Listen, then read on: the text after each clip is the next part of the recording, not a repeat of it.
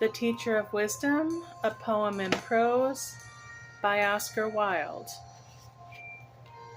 From his childhood, he had been as one filled with the perfect knowledge of God, and even while he was yet but a lad, many of the saints, as well as certain holy women who dwelt in the free city of his birth, had been stirred to much wonder by the grave wisdom of his answers. And when his parents had given him the robe and the ring of manhood, he kissed them, and left them and went out into the world, that he might speak to the world about God. For there were at that time many in the world who either knew not God at all, or had but an incomplete knowledge of him, or worshipped the false gods, who dwell in groves and have no care of their worshippers.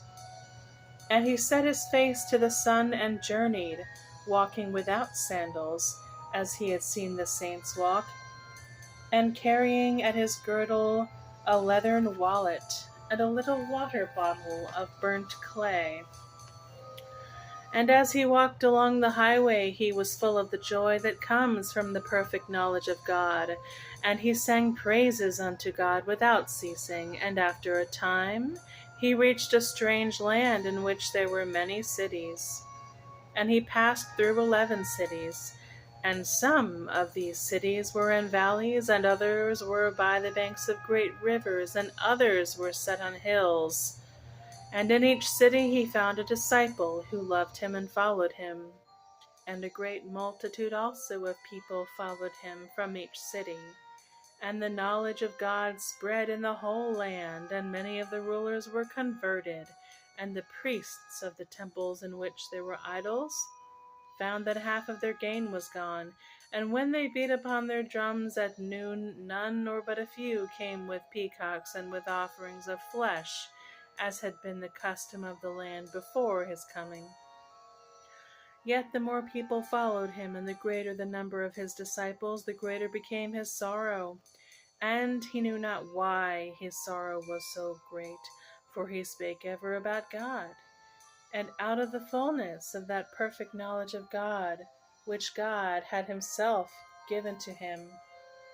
And one evening he passed out of the 11th city, which was a city of Armenia, and his disciples and a great crowd of people followed after him.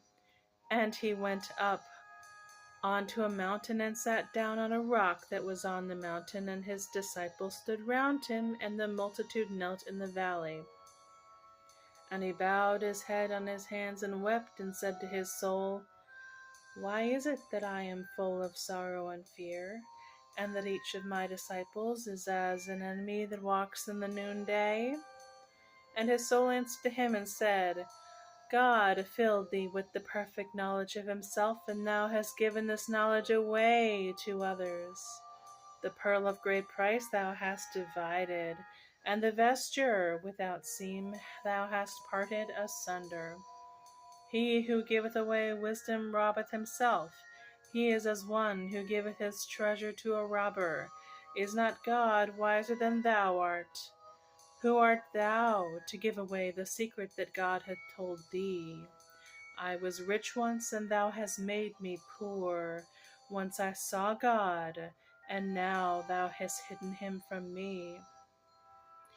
And he wept again, for he knew that his soul spake truth to him, and that he had given to others the perfect knowledge of God, and that he was as one clinging to the skirts of God, and that his faith was leaving him by reason of the number of those who believed in him.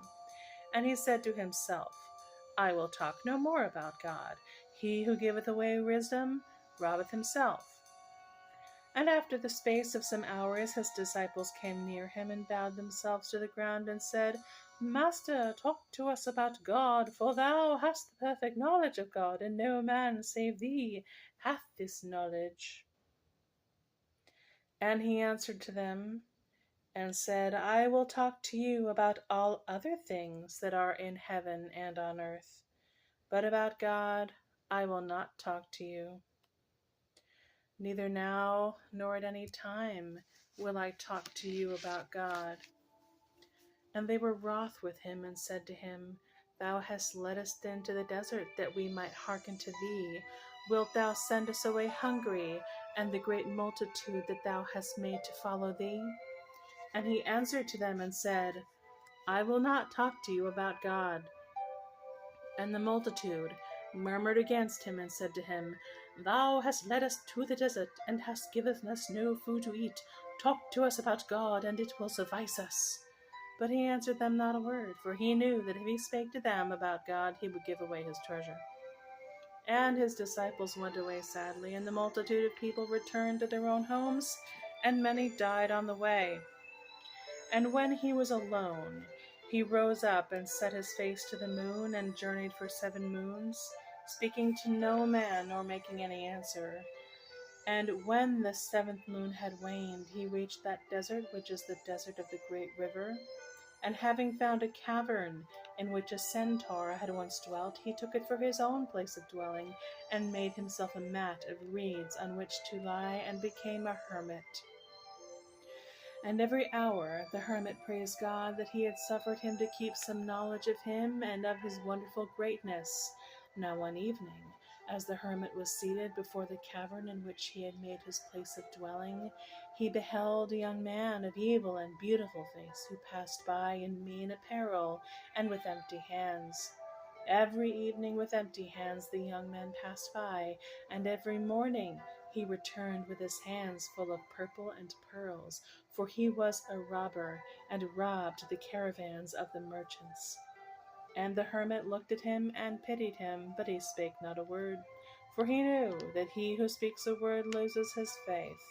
And one morning, as the young man returned with his hands full of purple and pearls, he stopped and frowned, and stamped his foot upon the sand, and said to the hermit, Why do you look at me ever in this manner as I pass by? What is it that I see in your eyes? For no man has looked at me before in this manner, and the thing is a thorn and a trouble to me. And the hermit answered him and had said, What you see in my eyes is pity. Pity is what looks at you from my eyes. And the young man laughed in scorn, and cried to the hermit in a bitter voice, and said to him, I have purple and pearls in my hands, and you have but a mat of reeds on which to lie. What pity should you have for me? And for what reason have you this pity? I have pity for you, said the hermit, because you have no knowledge of God. Is this knowledge of God a precious thing? Asked the young man, and he came close to the mouth of the cavern. It is more precious than all the purple and the pearls of the world, answered the hermit. And have you got it? Said the young robber, and he came closer still. Once indeed, answered the hermit, I possessed the perfect knowledge of God, but in my foolishness I parted with it, and divided it amongst others. Yet even now is such knowledge as remains to me more precious than purple or pearls. And when the young robber heard this, he threw away the purple and the pearls that he was bearing in his hands, and drawing a sharp sword of curved steel, he said to the hermit, Give me forthwith this knowledge of God that you possess, or I will surely slay you. Wherefore should I not slay him who has a treasure greater than my treasure? And the hermit spread out his arms and said, Were it not better for me to go on to the uttermost courts of God and praise him than to live in the world and have no knowledge of him? Slay me, if that be your desire, but I will not give away my knowledge of God. And the young robber knelt down and besought him, but the hermit would not talk to him about God, nor give him his treasure.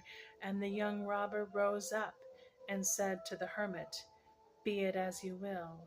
As for myself, I will go to the city of the 7 sins, that is but 3 days' journey from this place, and for my purple they will give me pleasure, and for my pearls they will sell me joy.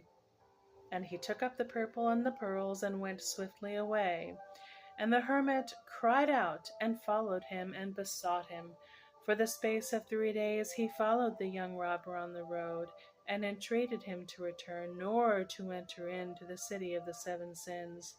And ever and anon the young robber looked back at the hermit, and called to him, and said, Will you give me this knowledge of God, which is more precious than purple and pearls? If you will give me that, I will not enter the city.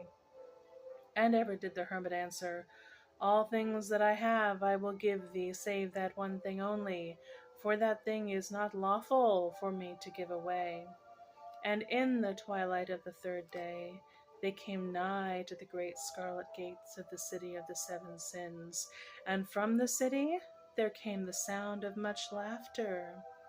And the young robber laughed in answer, and sought to knock at the gate. And as he did so, the hermit ran forward, and caught him by the skirts of his raiment, and said to him, Stretch forth your hands, and set your arms around my neck, and put your ear close to my lips, and I will give you what remains to me of the knowledge of God. And the young robber stopped. And when the hermit had given away his knowledge of God, he fell upon the ground and wept, and a great darkness hid from him the city and the young robber, so that he saw them no more. And as he lay there weeping, he was aware of one who was standing beside him, and he who was standing beside him had feet of brass, and hair like fine wool. And he raised the hermit up, and said to him, Before this time thou hadst the perfect knowledge of God. Now thou shalt have the perfect love of God. Wherefore art thou weeping? And he kissed him.